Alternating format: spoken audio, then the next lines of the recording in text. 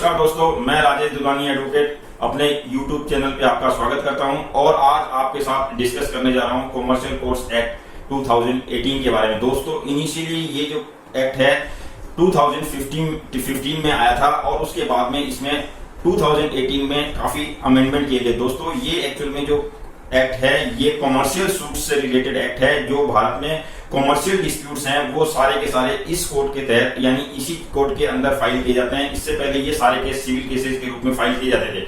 दोस्तों, इस कोड की जो पेक्यूनियरी जुडिक्शन है यानी जो केसेस फाइल किए जाते हैं वो 3 लाख रुपए तक के केस कॉमर्शियल कोर्ट्स में आते हैं। यानी 3 लाख रुपए से ऊपर के कोई भी केसेस हैं वो पेक्यूनियरी जुडिक्शन के तहत में कॉमर्शियल कोर्ट्स के अंतर्गत आते हैं। दोस्तों, इनिशियली ये 1 करोड़ रुपए तक के केसेस जो है कॉमर्शियल कोर्ट्स एक्ट के तहत फाइल करने का प्रावधान किया गया था 2015 के एक्ट में।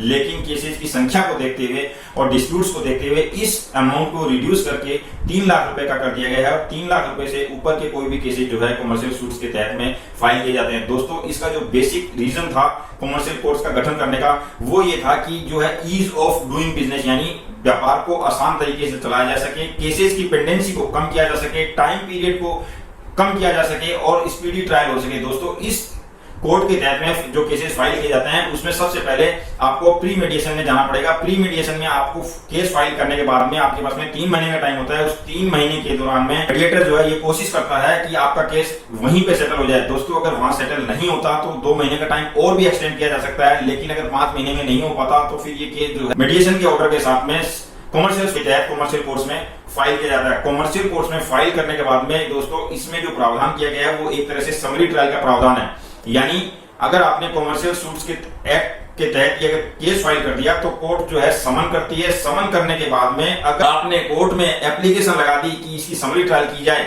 और डिफेंडेंट हाजिर हो जाता है तो इशू फ्रॉम होने से पहले आप ये एप्लीकेशन लगा सकते हैं और कोर्ट दोनों तरफ के डब्ल्यूएस और प्लेंट के डॉक्यूमेंट्स को देखने के बाद में निर्धारित कर सकती है। कोर्ट के पास इनहेरेंट पावर होते हैं कि वो इस केस में फाइनल डिसीजन या डिक्री पास कर दे।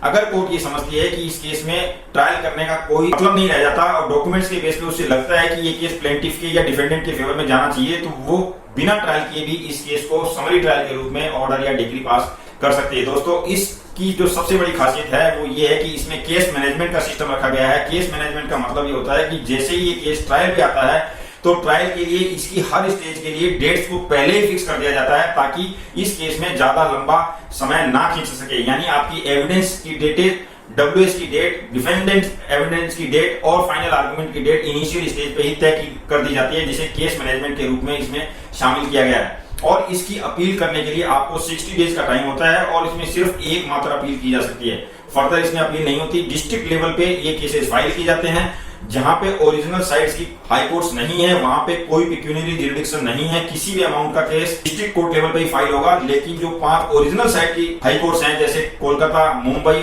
मद्रास, दिल्ली और हिमाचल प्रदेश की शिमला, इन 5 कोर्ट में ओरिजिनल साइट की केसेस फाइल होते हैं। इसलिए यहाँ पे कुछ अमाउंट के केसेस डायरेक्टली आप हाई कोर्ट में फाइल कर सकते हो। अदरवाइज रेस्ट ऑफ इंडिया इसमें सारे केस डिस्ट्रिक्ट लेवल पे फाइल होते हैं। दोस्तों, ये एक स्पीडी ट्रायल के रूप में माना गया सिस्टम है और इसमें पास में इनहेरेंट पावर होते हैं। अगर ये चाहे तो समरी ट्रायल कर सकती है। तो इस तरह से दोस्तों ये था आज कॉमर्शियल कोर्ट एक्ट के ऊपर में डिस्कशन। अगले वीडियो में फिर किसी नए टॉपिक के साथ मिलेंगे। अगर मेरा ये वीडियो आपको अच्छा लगा हो तो लाइक और सब्सक्राइब व शेयर करना ना भूलें। Thank you.